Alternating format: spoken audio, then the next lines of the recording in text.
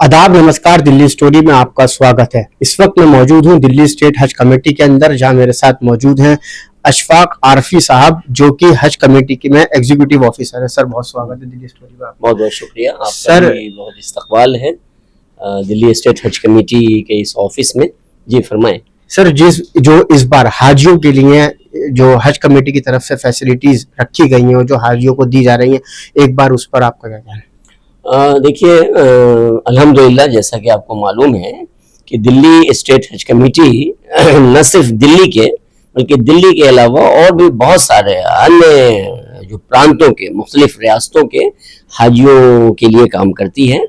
और दिल्ली चूँकि north India का, जो उत्तर भारत का सबसे बड़ा हज एम्बार्केशन पॉइंट है, जहाँ से 15,000 20,000 से ज़्यादा हज यात्री आज़मीन किराम हज के सफ़र के लिए रवाना होते हैं।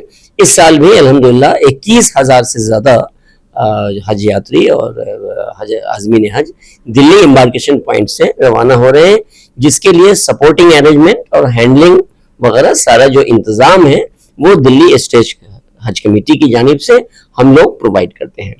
और हर साल ये सिलसिला कई सालों से चल रहा है कि जब से शदीद गर्मी में हज सीज़न आ रहा है, हमने अपने आज़मीन किराम की सहूलत के लिए फुल्ली एयर कंडीशन और फुल्ली एयर प्रूफ हज कैंप का एहतमाम करते हैं।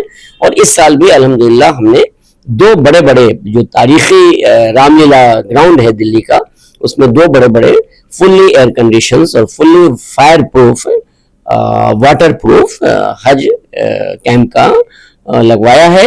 जहां ट्रांजिट कैंप है वो आज़मीन किराम एक दिन दो दिन पहले आकर के रुकते हैं और फिर वहां से अपनी बसों में, यानी दिल्ली स्टेट हज कमेटी की, दिल्ली सरकार के द्वारा दिए गए सभी सहूलियत और सभी सुविधाओं का इस्तेमाल करते हुए ट्रांसपोर्टेशन का इंतजाम भी हज कमेटी, दिल्ली स्टेट हज कमेटी यहाँ से सभी हाजियों को उनके बैग एंड बैगेज के साथ एयरपोर्ट तक ले जाती है।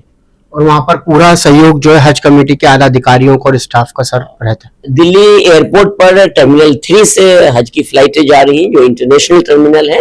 इंटरनेशनल टर्मिनल का जो गेट नंबर 8 है वो हज यात्रियों के लिए डेडिकेटेड है, वहां से उसकी एंट्री होती है। और दिल्ली एयरपोर्ट पर सिविल डिफेंस की टीम हमारी तरफ से लगी हुई है। खुद दिल्ली के, पुरानी दिल्ली के भी बहुत सारे जो हज रजाकार हैं, खिदमत गुजार लोग हैं जो सेवा प्रदान करते हैं हाजियों के लिए, वो लगे हुए हैं ड्यूटी पर। रात दिन फ्लाइट शेड्यूल के एतबार से हमारे स्टाफ भी लगे हुए हैं।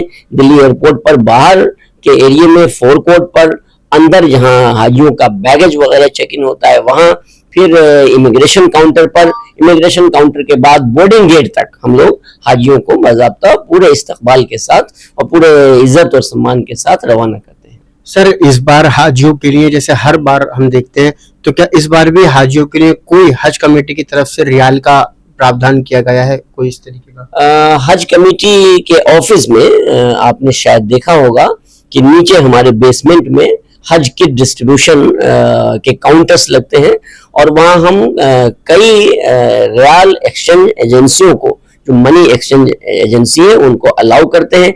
बाज़ाब्ता उनसे एप्लीकेशन लेते हैं। कोई भी एक्स्ट्रा जो उनका अपना सर्विस चार्ज है, इस शर्त पर हम उन एजेंसियों को यहाँ पर अलाउ करते हैं कि कोई भी एक्स्ट्रा सर्विस चार्ज नहीं लेंगे।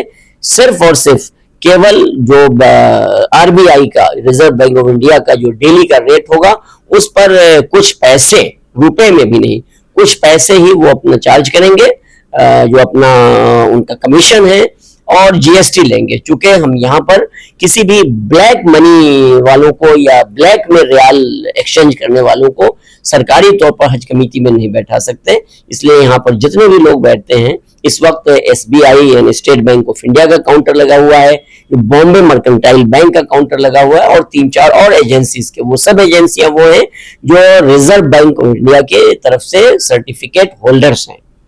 सर, इस बार एक जो इनिशिएटिव शायद पहली बार ऐसा लिया गया है कि जो पहले लोग हज का फॉर्म भरते थे, उनका जो टाइम और डिटेल है वो सब हज कमेटी फिक्स करता था, कि तो वो लोग टाइम बाउंड हो जाया करते थे कि कौन सी फ्लाइट है, कब जाएगी, कैसे जाएगी, वो सब हज कमेटी डिसाइड करता था।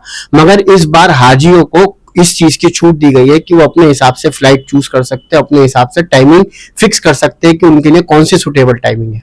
जी, ये ऐसा हर साल देखा गया था कि बहुत सारे ऐसे जो हज यात्री हैं, हमारे आज़मीन किराम हैं, उनको फ्लाइट की डेट में कुछ दिक्कतें आती थी। मसलन हम जब हज कमेटी ऑफ इंडिया की जानिब से जब उनकी डेट, फ्लाइट डेट फिक्स की जाती थी, कई लोगों को उसमें कन्वीनियंट नहीं होता था कि कुछ सर्विस वाले लोग हैं, कुछ प्राइवेट जॉब वाले हैं, कुछ ऐसे नौकरी पेशा के लोग हैं जिनको एक पर्टिकुलर डेट पे ही फुर्सत मिलती है, छुट्टियां मिलती हैं, तो उसमें बहुत सारे तकाजे, बहुत सी डिमांड, बहुत सी पैरवी भी आती थी कि फ्लाइट डेट चेंज कर दिया जाए, ये सूट नहीं करता है। तो इन तमाम चीज़ों को, इन हाजियों की इस परेशानी को नज़र में रखते हुए, इसको कंसिडर करते हुए गवर्नमेंट ने, हज कमेटी ऑफ इंडिया ने इस साल एक अच्छा इनिशिएटिव लिया कि तमाम हाजियों को उनकी मर्जी, उनकी चॉइस के अकॉर्डिंग ये आज़ादी दी गई कि अपनी मर्जी से जो फ्लाइट शेड्यूल है, मसलन जैसे दिल्ली में 18 अप्रैल से फ्लाइट शुरू हुई है और 20 मई तक जारी रहेगी, तो उनको ये सहूलत दी गई थी कि 18 अप्रैल से 20 मई के दरमियान जिस तारीख में भी उनको कन्वीनियंट है, सूट करता है, अपनी फ्लाइट खुद बुक कर लें।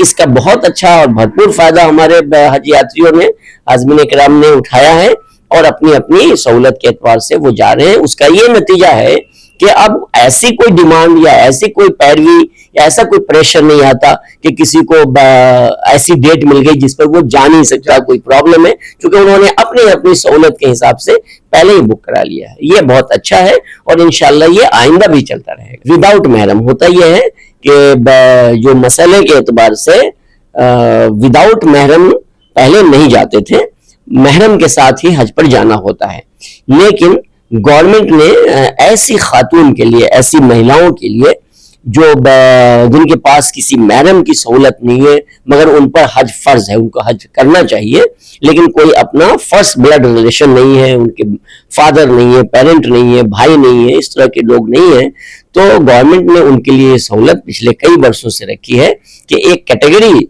शुरू की गई, लेडीज विदाउट महरम, यानी बगैर महरम के हज पर जाने के लिए।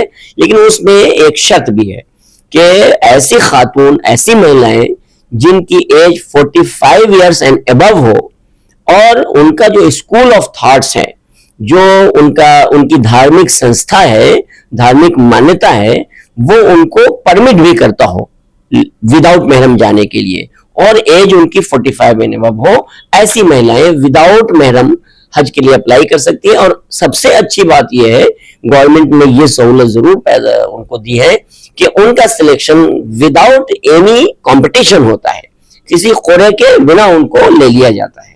यानी कि मतलब कहने का ये हुआ कि अगर विदाउट महरम किसी लेडी का अपना स्कूल ऑफ थॉट्स अलाउ करता है, उसकी एज 45 उससे ज्यादा है, अगर वो अप्लाई करती है तो डेड श्योर है कि उनका एक्सेप्टेंस होगा। जी सर, एक जो बहुत वीडियो वायरल है वो है स्मार्ट वॉच को लेकर, जो हज कमेटी की तरफ से हाजियों को दी गई है।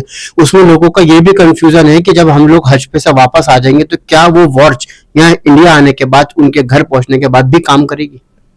वो वॉच, जैसा कि हज कमेटी ऑफ इंडिया ने और जो कंसर्न अथॉरिटीज है उन्होंने जो ये बात बताई है, उसके एतबार से वापस आने के बाद भी वो वॉच काम करेगी। लेकिन जिस कंपनी की वॉच है उसके जो एप्लीकेशंस है, सॉफ्टवेयर है, उसको यहाँ फिर से अपलोड करना पड़ेगा और उसका कवरेज भी है, उसमें कोई टेक्निकल खराबी आती है तो उसका कवरेज भी दिया गया है। अभी तक सर कितने लोग जा चुके हैं हज कमेटी की तरफ से?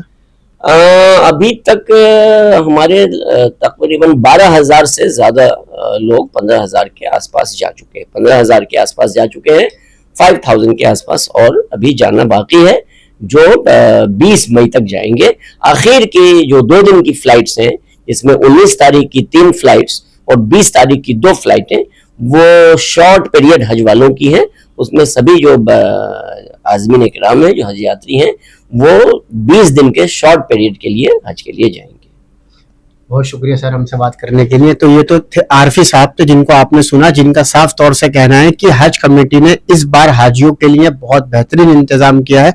और हमने खुद भी जाकर देखा कि किस तरीके से जो हज कमेटी की तरफ से लगाए हुए कैंप है लोगों के लिए, वो बहुत ही साफ सुथरा है। वहाँ पानी की भी फैसिलिटीज है, पूरे एयर कंडीशन है, टॉयलेट बहुत साफ सुथरा है, हर चीज का इंतजाम है उसके अंदर, और किसी को किसी तरीके की दिक्कत परेशानी का सामना नहीं करना पड़ रहा है।